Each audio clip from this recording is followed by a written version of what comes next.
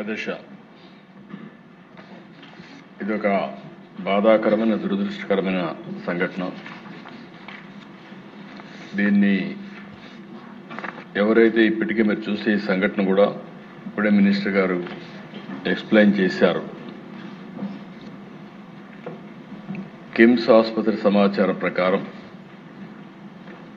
వాంతులు, కడుపు నొప్పి, మూత్రం నిలిచిపోవడం, డయాలసిస్ సమస్యతో పేషెంట్లు వచ్చారు. వీళ్ళందరూ కూడా లాలా చెరువు ప్రాంతంలోని చౌడేశ్వర్ నగర్, స్వరూప్ నగర్కి చెందినవారు.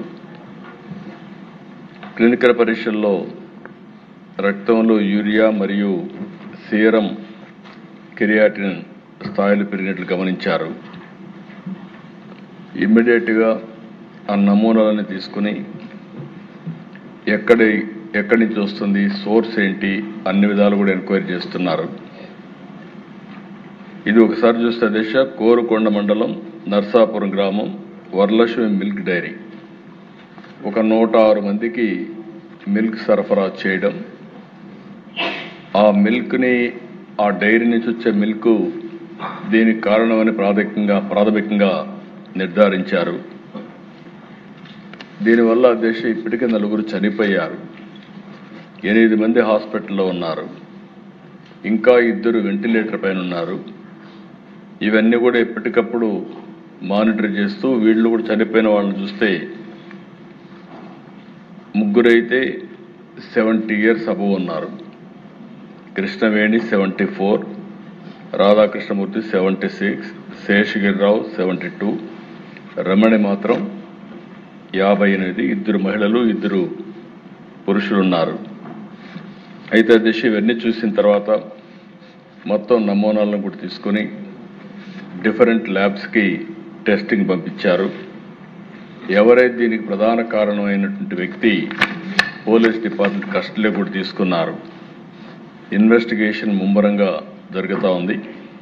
ఈ నమూనాలు కూడా state food laboratory Hyderabad, state food laboratory Visakhapatnam, Vimta labs హైదరాబాద్కి నమూనాలు పంపించారు. కేసు కూడా ఎవరైతే మృతురాలు తాడి కృష్ణవేణి కుమారుడు సీతారామయ్య ఇచ్చారు, దాన్ని ఆధారంగా చేసుకుని 194 సెక్షన్ కింద బిఎన్ఎస్ఎస్ కింద సెక్షన్ 174 సిఆర్పిసి కింద కేసు కూడా బుక్ చేశారు.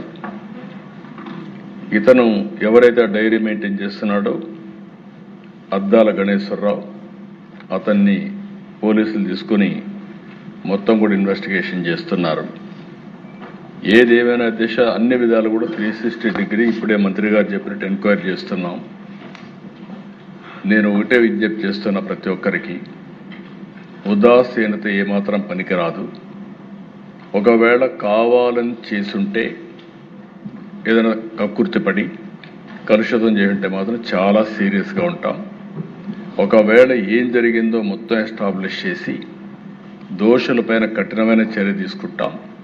మళ్ళా ఒకసారి విజ్ఞప్తి చేస్తున్న, రాష్ట్రంలో ఉండే ప్రతి ఒక్కరు కూడా కల్తీ చేయడం కానీ, అడల్ట్రేషన్ రావడం కానీ, ప్రజలకు ఇబ్బంది కలిగే విధంగా ఎవరు ప్రవర్తించినా ఈ ప్రభుత్వం ఉదాసీనంగా ఉండదు, చాలా కఠినంగా ఉంటాం. ఆ విషయం గుర్తుపెట్టుకోవాల్సిందిగా మరొక్కసారి హెచ్చరిస్తూ, ఎవరైతే చనిపోయారో ప్రాథమికంగా 4 చనిపోయారు. ఆ 4కి ఒక 10 లక్షల రూపాయల చొప్పున ఆర్థిక సహాయం చేస్తూ, అదే సమయంలో ఎవరైతే హాస్పిటల్లో ఉన్నారో వాళ్ళని పూర్తిగా రికవర్ అయ్యే వరకు వారికి ఎంత డబ్బులైనా ఖర్చు అయినా ఆ డబ్బులు కూడా ఖర్చు పెట్టి వారికి పూర్తిగా సహకరిస్తామని చెప్పి మరొకసారి తెలియజేసుకుంటూ, చనిపోయిన కుటుంబాల పట్ల నా ప్రగాఢ సానుభూతి తెలియజేసుకుంటూ, ఆ చనిపోయిన వాళ్ళకి ఆత్మశాంతి కలిగాలి భగవంతుని ప్రార్థిస్తూ సెలవు తీసుకున్నాను. అధ్యక్ష.